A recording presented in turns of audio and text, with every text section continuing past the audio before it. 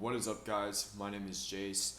This is going to be a very raw video of me talking about the raw reality of me hitting 150K a month and even $200,000 in a month at 20 years old, almost $300,000 with my consulting business, with a business that a lot of people run, that a lot of people are trying to scale. Don't mind my messy apartment. I'm setting stuff up. I recently had a big moving to Miami and whatnot, getting more confident, really leveling up my life.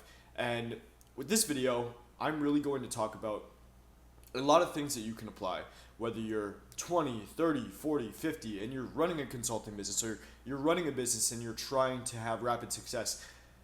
In the majority of my business career, I've been somewhat in business for the last 3 to 4 years, but I never had success with any of it, right? I never had gradual success with any of it until I got into this business. And it's not necessarily just the business vehicle, it's the principles that I learned along the way. And you can have rapid success very fast if you allow yourself to.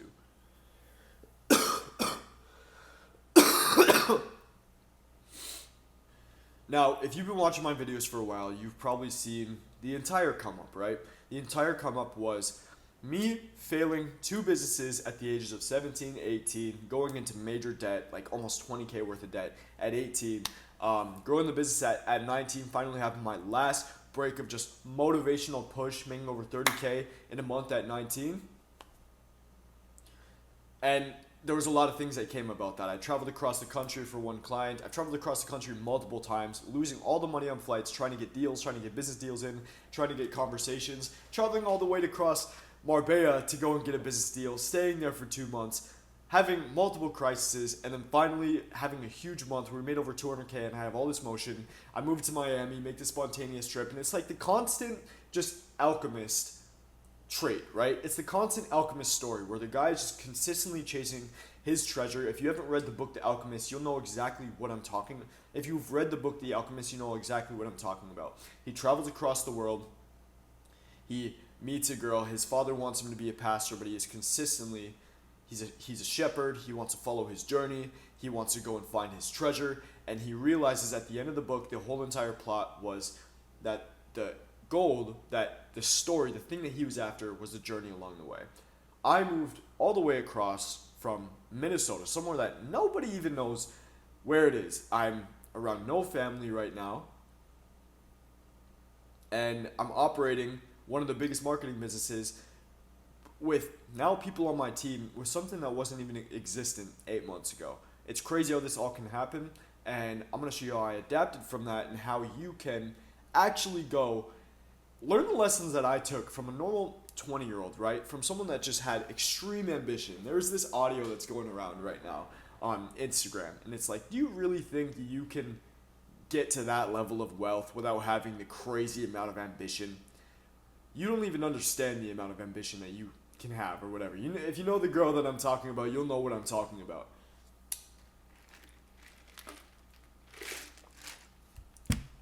So before I start talking about that, you may see a crazy claim. I just want to show some proof before you go and try and claim me.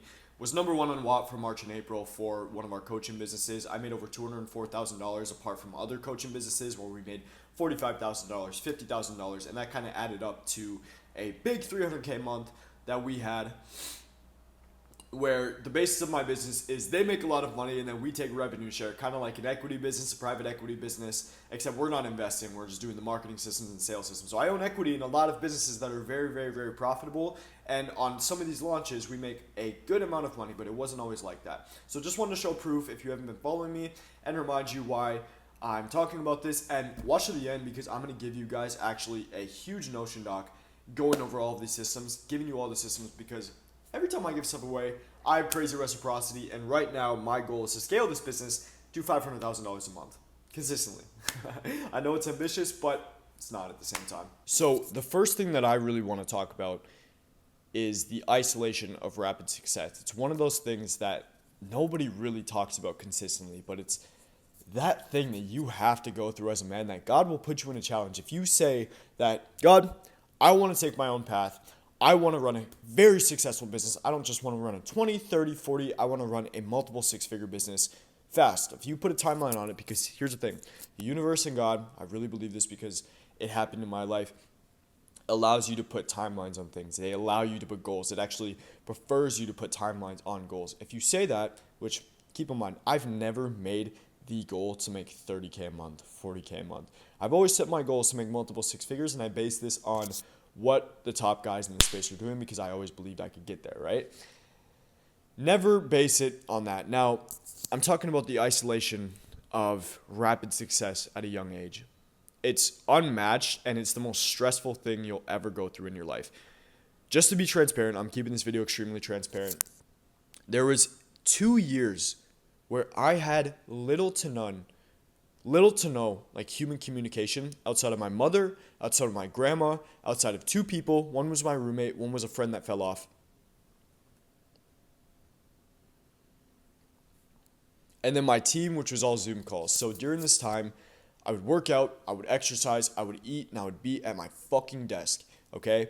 This was extremely hard for me because I lost like majority of my personality and charisma and my light around life. I went mentally insane during that time. But it developed somewhat of like a dog in me, right? Because when you are moving at such a pace where you have to be locked in, but you can't really have a social circle because you're just trying to move so fast. And keep in mind, I have a large social circle right now because at some point you need to be around your boys. I need to be around people consistently right now. You have to just isolate yourself. You have to absolutely isolate yourself. For that 2 years, I was consistently trying to get in front of new people, consistently sending outreach, consistently developing a system to get more emails from people, send out thousands of emails a day, get more people in my DMs, spend more on the team. And there was a time where I was spending all the money I was making on the team, on more outreach systems, on better content in place so I could get more clients. And then also pairing that with making like the business better, the systems better. Just understand that every time the mental reframe that you have to take, the mental reframe that you have to take every single day is this is going to pay off exponentially, 100x. You have to have that thing, okay? Imagine yourself a year from now. Okay, I was having this thought yesterday even. Right now, what my life looks like compared to last year. So I'm gonna compare my life right now to last year, and then I'm gonna compare my life to what I want my life to look a year from now, right? My life compared to last year. So last year, I was in Phoenix, I was in Arizona, I also broke my lease to go and live back with my grandparents who during the mid of winter lived in the coldest place in the US. I was alone in a cabin working all day on my computer, just straight up degeneracy on the computer all day, like fucking no light, no nothing, food, that's it, working out at home, snow, cold. Bro, I never want to go back to that period. It was slavery, bro. To now, and you know, I got the bloated face fat, I got stress fat on my face, I did not look good, I was not optimized, none of that. To now, live in Miami. I took like 3 yachts last week. I'm connected with some of the biggest guys in the info space. Not only my clients are some of the biggest people in Florida right now, in Miami right now. You'll see their branding all over. My fucking client's face and his name is on Boxer, the gym that I go to. I've been in the Lambos. I've been to the best restaurants. I've had the VIP valet. People recognize me here, and they'll never know that I had that come up story. They'll never be able to judge that or anything. From me to a year from now, I'm like, okay, I've got this Miami apartment. I don't drive around here. I don't wear a nice watch yet. I could, but I don't. But there's people in this space that are out here creating that premium content, out here creating that Jay Alvarez travel kind of content, out here going to fucking Capital Club and going to Monaco and going to South Africa and creating ridiculous brands from themselves, making millions of dollars from crypto, investing all the profits from their business, and that's where I want to be a year from now. So right now, what I had to do is, a lot of people, when they get to this Miami scene, they get isolated and they just get fallen off, bro. Like Miami is the end goal for them. Now I put myself in another isolation period, and what isolation period means is majority of your focus is on the business on the grind for a reason. If you do not have a reason, you're not in isolation period. You're not in that grind period, bro. The reason for me is because I'm still not where I want to be. I'm still not at 7 figures liquid, which a lot of people don't touch in the space. The fact that a lot of people don't touch that in the space is fucking attractive to me. I want that shit. I want what most people don't have. So I'm mad right now that my main source of money is my business. My main source of money is my business. So what am I going to do? Well, I'm going to balance a lot of the social life here in Miami. I'm going to balance a lot of just getting crazy connections, but also be in scaling positions. So before I go into a lot of the principles that are actual business, that are not just this mindset, all of this stuff, better systems in place, better people in place. A lot of my business runs on complete autopilot where I just have to review VSLs, where I just have to review like Instagram's doing the promos that we're doing, emails, stuff like that.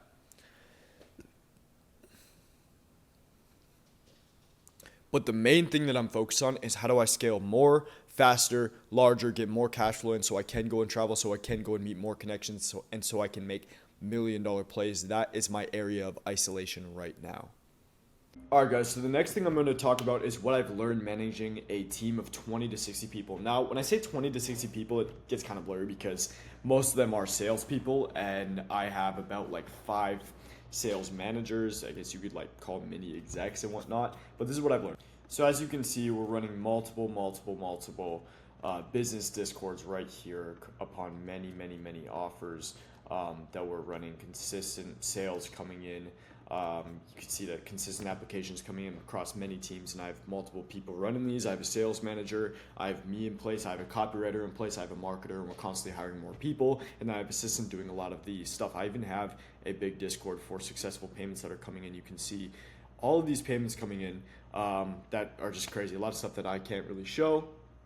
And yeah, the main thing that I've learned in how to hire people and how to go crazy with hires and actually scale teams and whatnot, and not even just hire, because I don't want to make this like a hiring video because it's not the number one thing that scale is, bro. You cannot outsource too much. You cannot get away from like your creative aspect of the business, but you also have to hire it in a way where you can still spend the majority of your time promoting the business. So here's the number one aspect that you want to do.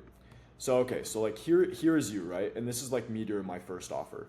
During my first offer, it was literally just me, right? So I was handling marketing, I was handling sales, I was handling like setting and closing, I was handling literally everything, and I retained, let's say, like 35%, and I would make a lot of money. And then eventually I wanted to scale up, and I wanted to go and get more offers where I would go and eventually make like $100,000 a month. And so I would have multiple offers where I could not handle all of these things, right? Well, now, where does my time go to? So my time goes to 2 different things, right? So this is my time. So my time went majority to getting more clients, and the majority also, like let's say like 50-50 to managing that business. And I didn't have any medium. It was literally just me. So no leverage. And this is just me going like crazy. But there was a time when I had a ton of people just come to me, and I had one offer right here. Oh my gosh. And then I had one offer right here that reached out to me, one offer right here that reached out to me, one offer right here that reached out to me, one offer right here that reached out to me. And I had to hire. So I hired a bunch of people, and I got a bunch of buckets in this stream, right? So I had like, let's say a sales manager here, I had setters and closers here, and then I had like a copywriter here. And this is what my margins were getting tight, right? So let's just say a bunch of people in these buckets, right?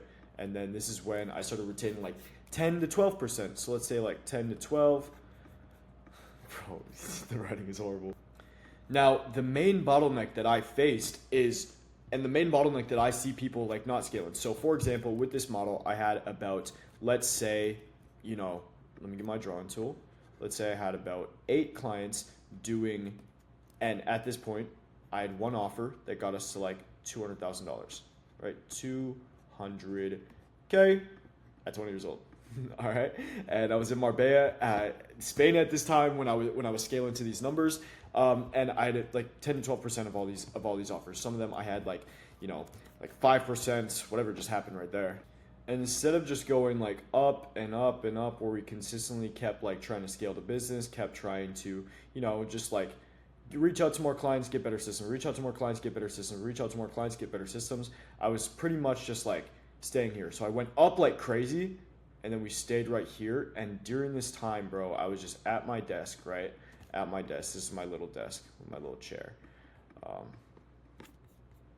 And I was in Miami, like partying it up. Like, let me draw a palm tree right here. This is the palm tree. I moved into my sick Miami high-rise apartment. This is my apartment. And I thought I was good. I thought I was just good right here and that the business would keep scaling. But the thing that I didn't realize is it would not keep scaling because I was so focused on the day-to-day operations. So I'm going to get into how I effectively manage a team, but also what's really, really important that you have to understand is, yes, bro, you can make your business better. You can make the VSLs better. You can make the marketing better. You can make it all better. Optimize so your time can consistently be focused on getting more clients, getting more business. Never stop selling, never stop marketing. That's the biggest thing that people don't understand, because a few days ago now, I started going crazy on outreach again. I started going crazy on the campaigns again, getting more clients, ads again. And it was a complete shock to my system because for the last month and a half, 2 months, I was just focused on getting referrals and optimizing the business and focusing on back-end bullshit all day. And I found this tweet. And by the way, if you guys don't know what my Miami apartment looks like, this is my view every single morning. It's the craziest shit you've ever seen. 82 floors up. And this is me chilling on a yacht at 3 a.m., 150-foot yacht, going on a podcast, doing some stuff like that. All which I should have just been getting more clients, but we're getting there, you know?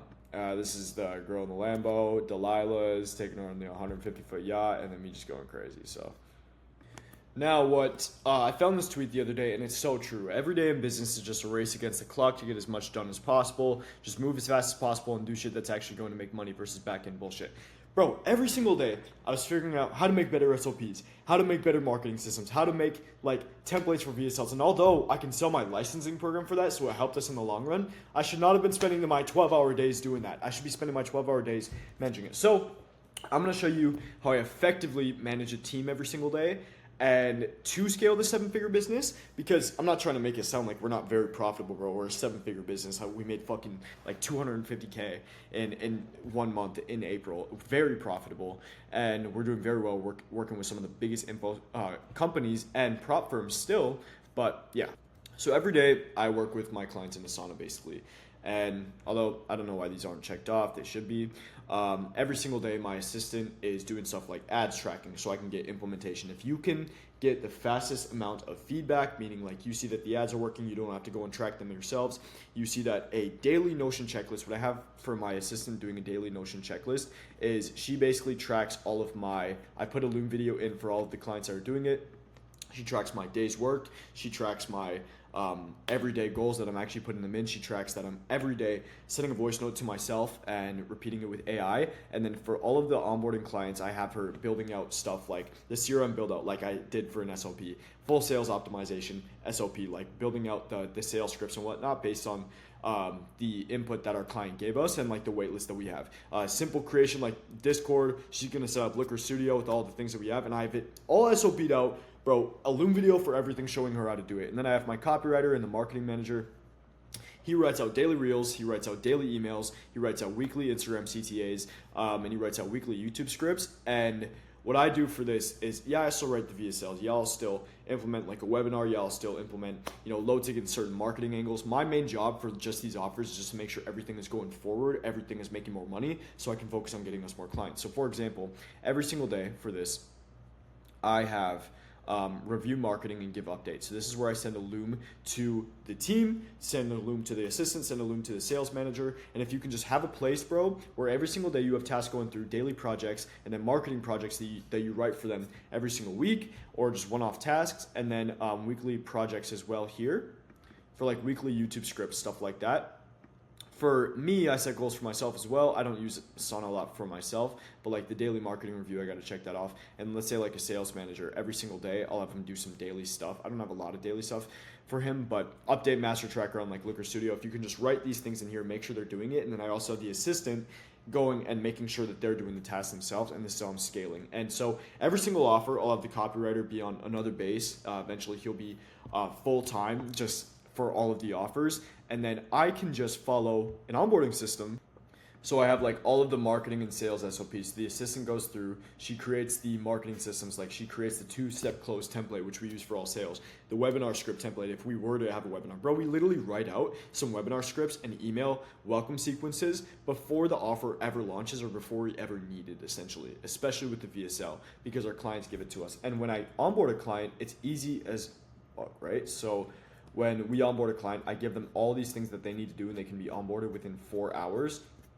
and then we're ready to go. So literally I could take on a client and never talk to them. I actually had a conversation with a client. I'll show you the tweet. I literally, I was like, for the first 2 years of business, I was making anywhere from 5 to 9 sales calls a day for my own business. I literally closed this guy just by sending voice notes and video messages because I told him I don't like to take a lot of calls. So we took it back and forth. He closed. All right, guys. So kind of another concept that you want to do to scale, and what I've learned scaling this business to over 150K a month, is the number one thing that I did right is I had ownership in all of the businesses. I had a direct relationship with all the businesses, and even though like when I outsource things, they knew clients through me. So bro, if you can literally become the guy with your name on it, if you can put your name on everything, you can put your business's name on the contract, you can put your affiliate name on the contract, bro, you can make clients all go through like your affiliate links to make sure you're profiting. Go for the big guys. Go for the big guys. Go for the biggest deals that you can think of. Go for the most ambitious deals that you can think of. Saying $500,000 a month to me sounds crazy, but also 6 months ago, I had like 500 followers on Instagram. 6 months ago, bro, I was making like 10K, 20K a month. 6 months ago, I had people quitting on me. 6 months ago, I was in debt. Okay? So what happens, like, do you really think that you can just scale to 200K a month and you just stop? I mean, only if you allow it to, honestly. I was talking, and it seems like every time I talk, because I pocket watch a lot, like I ask a lot of questions. I'm always asking like, yo, how does he make money? Does he make money? Does he make bread? Is he like actually doing well with his life? Is he actually doing well with his business? I ask this all the time when I see people wearing watches, when I see people, like doing business, doing big numbers, but they don't seem like it. You know what I mean? Because they don't wear watches. They don't do this, that, and the third. I mean, I don't wear a watch. I'm buying a watch, by the way. I ordered a watch, pre-ordered a watch. It's at AP. It's going sick. It's going to look sicko on my wrist. And the main thing that I've seen, and that I'm like, it's so crazy to me, is there's a lot of big people in the space here in Miami that just don't give a fuck anymore, bro. They're lazy. They're so lazy. Like they're just sitting at, 100K a month, 50K a month, 60K a month. And their ego is too tied up in not doing any more marketing for their business, any more getting themselves out there, any more scaling the businesses. And it's what helps them. It's almost like it's easy to get to the very top dog part of the space, but most people just don't fucking do it. So what I'm doing is I'm adapting, and I'm going back into that poverty kind of state, right? That state where, bro, I need to make money. I need to get this. I need to go and get more business. I need to stop looking at myself, stop getting that ego, stop thinking I'm the shit, stop thinking I'm bigger than business. I suck at business, bro. Like, I still don't know anything. This is what I need to get into. This is the business mindset that I need to get into. Now, the financial pressure, I want to talk about that a little bit. The financial pressure of having a big team, of having these big ambitious goals, of risking a lot of money is crazy. But when it's aligned with your goals of making $500,000 a month, making $1 million a month, like the things that I want to do, it always makes sense, bro. And the loneliness is going to come. And don't get attached to people, bro. I've had now probably over 20 info clients, right? Probably over 20. I don't talk to a lot of them anymore, and it kind of sucks, and some of them I should probably reach out to back again, but I'm moving fast, bro. I'm moving light speed. Like, money loves speed. I don't ever rekindle relationships. Really, I try to keep relationships, but I don't try to ever force relationships. I've met a lot of my clients. Some of the best times I had was when I was like trifling out in New York, meeting up with David, meeting up with my sales manager, going to the WAP headquarters, running up the bag, going to the Louis V store with my clients and shit, watching him run a bag. And this is what I'm doing. Now, the main point of this last part is go after the bigger deals. So me right now, I'm only going after huge deals where I retain a huge percentage of offers, huge equity, launching these offers, making money, and scaling to bigger companies, essentially. It's the main goal. Think very big. Think bigger, way beyond yourself. I'm thinking of the $500,000 a month version of me and what he would do. The $500,000 a month version of me would never stop marketing, never stop selling, never stop hiring. He would spend all of his money on his business. He'd not care about any financial risk, any pressure at all. Right now, I don't give a fuck about pressure, bro. I think pressure affects me. It did 6 months ago. What's the version of me going to look like 6 months from now? Just going to be in the same spot? Fucking God forbid, bro. You know? So, I hope this video gave you guys a lot of value. If you're running an offer, or you're scaling a similar business to me, or you're just starting your business journey, this should help you. Watch this a couple times because it's real time, what I'm doing, how I'm scaling the business, taking calls, taking all these offers now, taking all the sales, and yeah, we're coming up to be one of the biggest in the space, and you just heard a very transparent point of view from me, and do with it what you will. Peace.